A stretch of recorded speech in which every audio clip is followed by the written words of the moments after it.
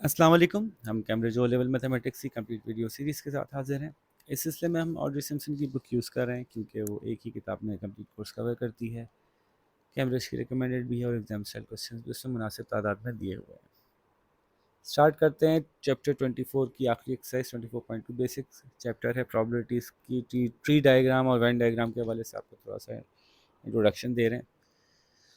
तो Venn diagram क्या होती है आपको याद है, पीछे हमने बनाई भी है कि जिसके अंदर हम तमाम पॉसिबिलिटीज़ जो हैं वो एक बड़े डब्बे में दिखाते हैं यूनिवर्सल सेट में, और उसमें से जो सिलेक्टेड पॉसिबिलिटीज़ होती हैं, जो सब सेट्स होते हैं, वो दिखाते हैं कि वो इस तरह से हैं, क्या वो अलग अलग हैं, यानी म्यूचुअली एक्सक्लूसिव हैं, या वो ऐसा पॉसिबल है कि वो ओवरलैपिंग हो।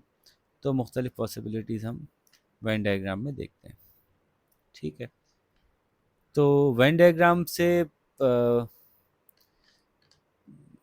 प्रोबेबिलिटी को सॉल्व करना भी बड़ा आसान है। The Venn diagram shows two sets D and E and some probabilities. D आने की प्रोबेबिलिटी है 0.1। डी टोटल प्रोबेबिलिटी जो डी के अलावा है वो है 0.7। तो फिर ई की कितनी होगी, एक तो ये बात सोच लीजिए। तो 0.7 प्लस 0.1 इज़ 0.8। जो कुल प्रोबेबिलिटी होती है ना वो 1 होती है 100%। इसका मतलब है 10%, इसका मतलब है 70%, तो बाकी रह गया 20%। तो 0.2 जो है वो ई की प्रोबेबिलिटी होगी। क्या डी और ई म्यूचुअली एक्सक्लूसिव हैं? जी, म्यूचुअली एक्सक्लूसिव होने का मतलब है कि ये और ये ओवरलैपिंग नहीं है। ऐसा नहीं हो सकता कि दोनों बैक वक्त हो जाएं। तो क्या म्यूचुअली एक्सक्लूसिव हैं? यस, म्यूचुअली एक्सक्लूसिव हैं। प्रोबेबिलिटी ऑफ ई क्या है? 0.2, मैंने पहले बता दी। अब इसमें नोटेशन, जब सेट की नोटेशन होती है उसमें यूनियन और इंटरसेक्शन यूज़ करते हैं। Probability of A union B का मतलब है कि ए भी हो और बी भी हो जाए, यानी ए भी चलेगा बी भी चलेगा, एनी वन ऑफ देम में से कोई बंदा आ गया। तो जैसे इस केस में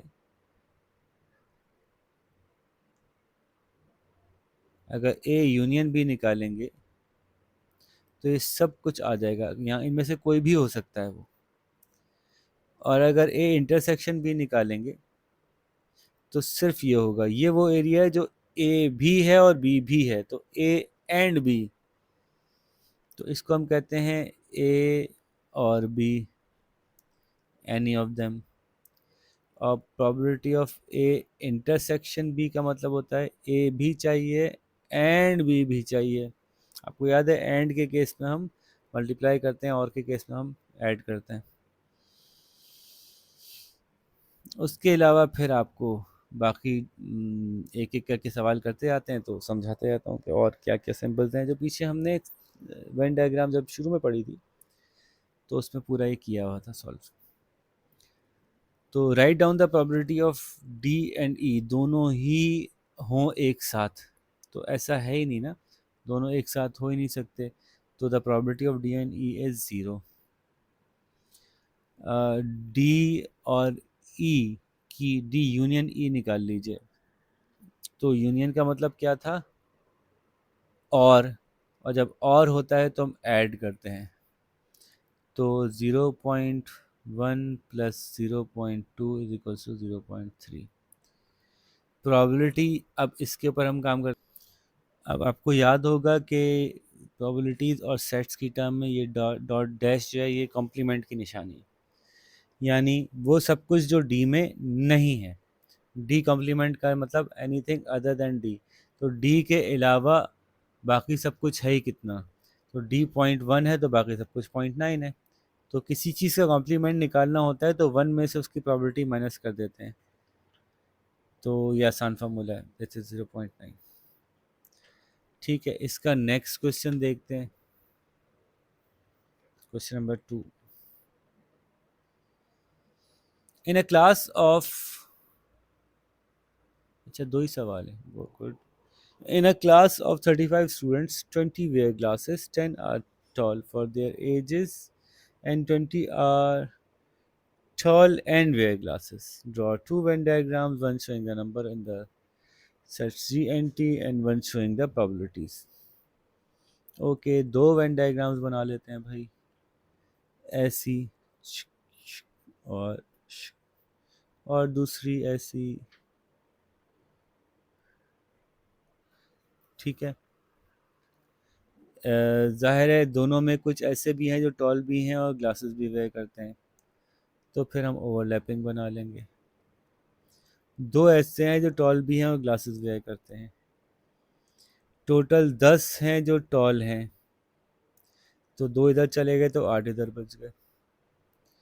टोटल 20 हैं जो ग्लासेस वेयर करते हैं, तो दो इधर चले गए तो 28 इधर रह गए, सॉरी 18। 18, 19, 20 और 8, 28, और टोटल स्टूडेंट 35 हैं, तो ये 35 हैं टोटल। तो 35 में से हमने अभी तक निकाले 28, तो बच गए 7 ऐसे जो ना इधर के हैं ना उधर के हैं। ठीक है, तो ये सब कुछ हमने चैप्टर 13 में किया हुआ अच्छी तरह से, इसलिए मैंने ज़रा जल्दी जल्दी कर दिया। एक वेन डायग्राम ये बन गई। अब इसकी बात करते हैं। टोटल स्टूडेंट चूंकि 35 हैं, तो इसमें इनकी प्रोबेबिलिटी होगी 18 आउट ऑफ 35, इनकी प्रोबेबिलिटी होगी 2 आउट ऑफ 35, इनकी होगी 8 आउट ऑफ 35, और इनकी होगी 7 आउट ऑफ 35। फाइन, पहले इन दोनों का यूनियन लीजिए, यानी ये चाहे ये चले चाहे ये चले, दोनों होंगे। तो ऐसे कितने हैं? ऐसे हैं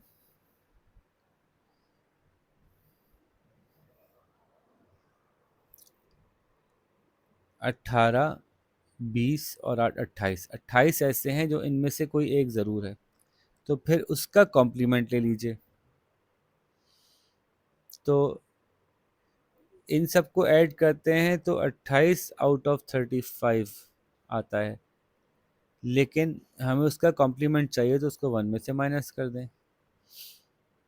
तो वैसे आपको वैसी जवाब पता होना चाहिए कि अगर इनमें से कोई नहीं है तो फिर ये होगा, तो विच इज़ 7 आउट ऑफ 35।